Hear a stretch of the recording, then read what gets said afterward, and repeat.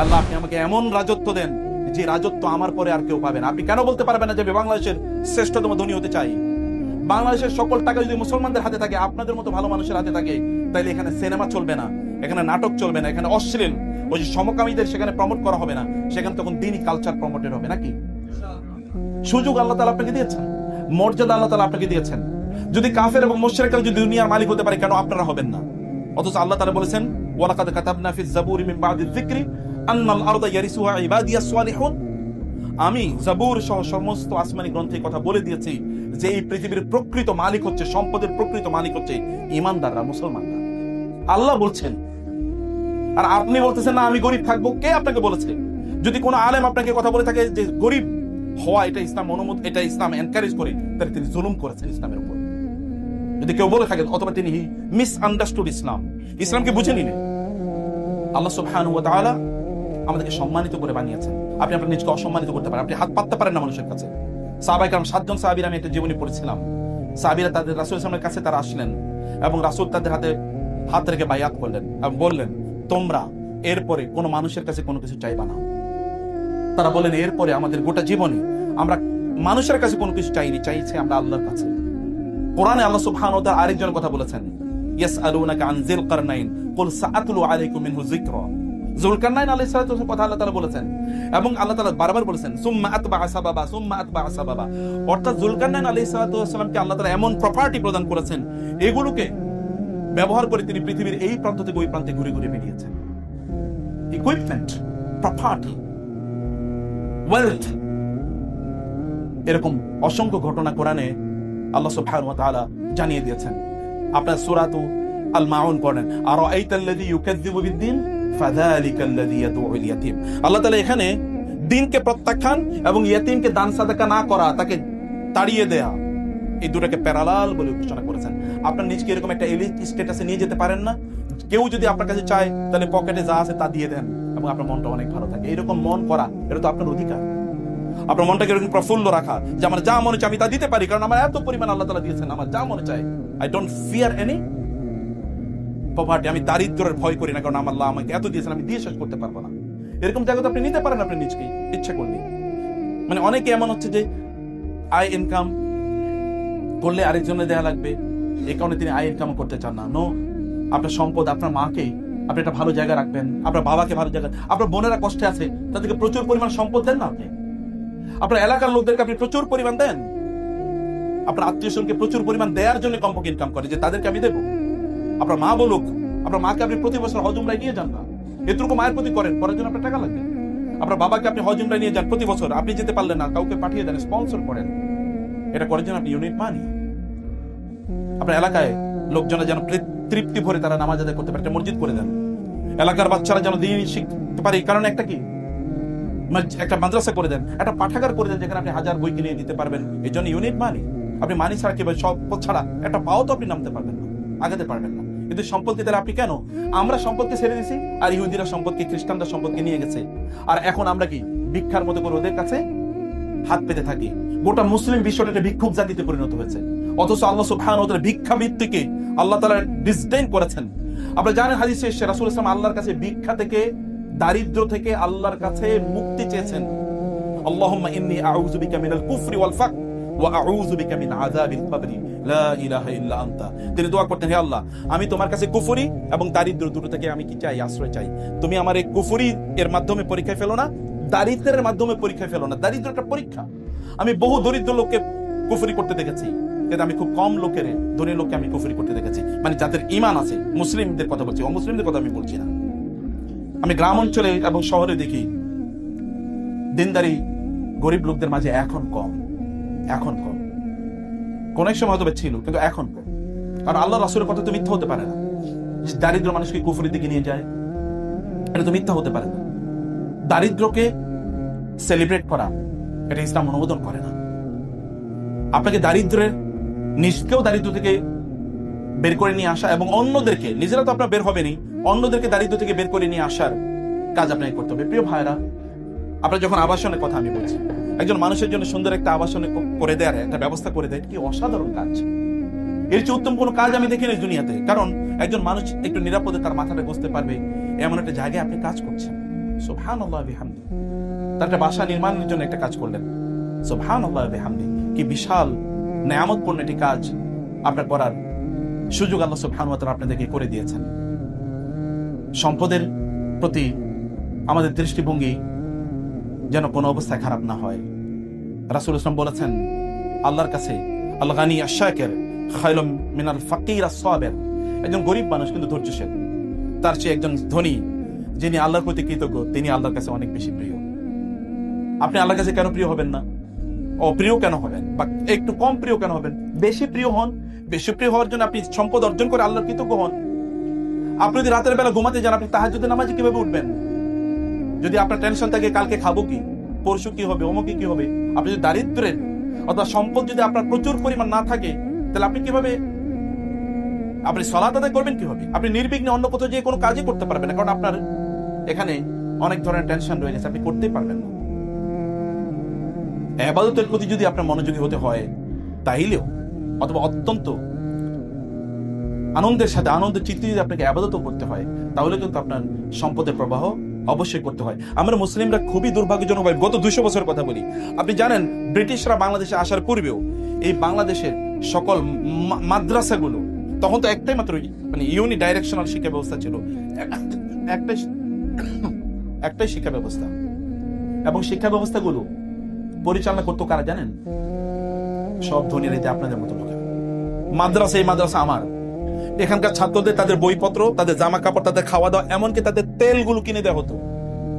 কারা তেলগুলো কিনে দিতেন? মুসলমানরা। তেল, সাবান।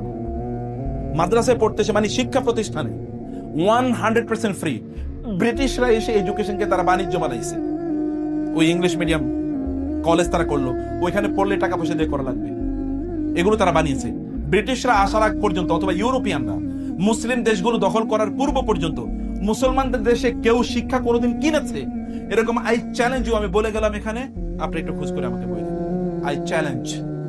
এমনকি ট্রিটমেন্ট ছিল ফ্রি। ট্রিটমেন্ট কেমন? ট্রিটমেন্ট ফ্রি ছিল। আমি তো বাগদাদের কথা আপনাদেরকে বলি। ট্রিটমেন্ট মানে হচ্ছে মানে হসপিটাল। হসপিটালে যদি কোনো রোগী ভর্তি হতো, কি হতো জানেন? হসপিটালে রোগী ভর্তি হওয়ার পর তার সকল চিকিৎসা ফ্রি, তার মেডিসিন ফ্রি, তার জামা কাপড় সেখানে তাকে ফ্রি দেওয়া হতো, তার খাদ্য তাকে ফ্রি দেওয়া হতো। এর চেয়ে অ্যাস্টাউন্ডিং মানে খুবই আশ্চর্যজনক কি হতো জানেন? যাওয়ার সময় তার কিছু টাকা দিয়ে দেওয়া হতো, মেডিকেল থেকে যাওয়ার সময়। বলে কেন টাকা দেওয়া হতো? কারণ এই লোকটা যে এতদিন পর্যন্ত হসপিটালে আছে, এখন গিয়েই তো সে কাজ একটা পাবে না, অথবা কাজ শুরু করতে পারবে না। হতে পারে তার বাসায় কোনো খাবার টাবার নাই, যেন কমপক্ষে 1 সপ্তাহ বা 10 দিন রেস্ট নিয়ে তারপরে কাজ শুরু করতে পারে, এই কারণে কিছু টাকাও দিয়ে দেওয়া হতো। আপনি এরকম চ্যারিটি আপনার এলাকায় আপনি একটা হসপিটাল করতে চান সাধারণ মানুষের জন্য, আপনার টাকা কই, সম্পদ কই? গোটা পৃথিবীর সকল ব্র্যান্ডগুলো নিয়ন্ত্রণ করছে খ্রিস্টানরা। আমাদেরকে লজ্জা লাগে না? মুসলিম হিসেবে কি আপনার আত্মমর্যাদা এতটুকুও লাগে না যে গোটা পৃথিবীর সকল বড় বড় ব্র্যান্ডগুলো খ্রিস্টানরা, ইহুদিরা নিয়ন্ত্রণ করছে? একটা ব্র্যান্ড কোন আমাদের নাই? একটা ফোনের ব্র্যান্ডও তো আমাদের নাই, আছে নাকি? আপনি যদি আইফোনের কথা বাদ দিয়ে দিলাম, স্যামসাং এর কথা বাদ দিলাম, একেবারে লো ক্যাটাগরি একটা ফোনও তো মুসলমানরা বানায় নাই। একটা কম্পিউটার আইটেম মুসলমানরা বানাইছে? এমন কি বানাইছে আপনি বলেন? এমনকি আপনারা যারা বিজনেস পড়েন, ওই বিজনেসের বইগুলো পর্যন্ত খ্রিস্টানরা লিখছে। ওই বইগুলো কাদের লেখা? ইউনিভার্সিটিতে গিয়ে পড়ে দেখেন, ইঞ্জিনিয়ারিং এর বইগুলো কারা বানাইছে? সব খ্রিস্টানরা লিখছে, বইগুলো পর্যন্ত ওদের। তাহলে আমরা মেডিকেল কলেজ, আমি তো সকল মেডিকেল কলেজে গিয়েছি, কোন মেডিকেল কলেজের বই মুসলমানদের লেখা না, সব খ্রিস্টানদের লেখা, ইহুদিদের লেখা, হিন্দুদের লেখা বই। মানে কোন ব্র্যান্ড আমরা তৈরি করতে পারি না। আপনি একটা ব্র্যান্ড কেন তৈরি করবেন না? আপনারা এখানে যারা আছেন এমন ব্র্যান্ড তৈরি করেন যে গোটা পৃথিবী তাকিয়ে থাকুক, দেখুন এটা মুসলমানদের ব্র্যান্ড। আপনি মুসলমানদের একটা ব্র্যান্ডও খুঁজে পাবেন না, আমি এখানে চ্যালেঞ্জ করে বলে গেলাম, কোন ব্র্যান্ড খুঁজে পাবেন না। অথচ এই ব্র্যান্ডের মালিক হওয়ার কথা ছিল আমাদের। পৃথিবীকে আপনার পরিচালনা করা লাগবে না?